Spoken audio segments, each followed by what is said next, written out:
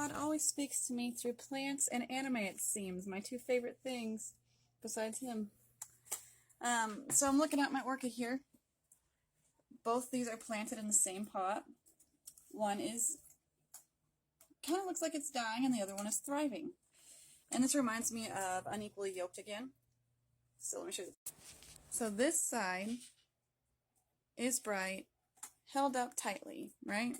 This one over here, it's wilting, falling down a little bit. So I tried moving it towards the sun more and adding some ice for some water.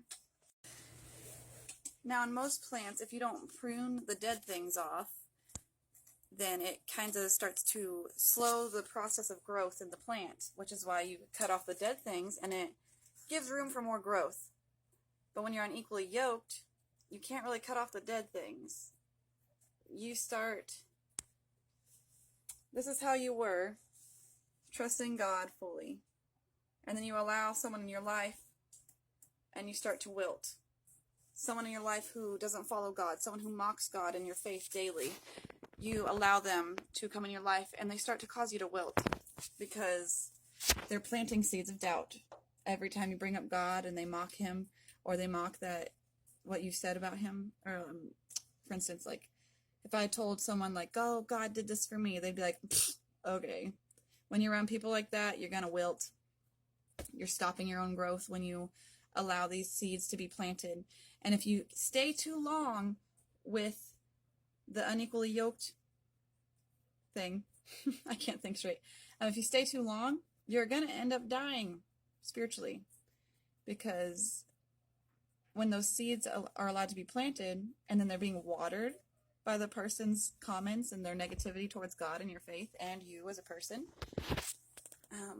then those seeds of doubt and negativity are going to bloom, and they're kind of like weeds. The weeds are going to strangle what little faith you had left, and then to the beautiful flower you once were. Does that make sense? I hope so. But I was also thinking of my roses, because my roses I bought last year, they weren't doing too hot.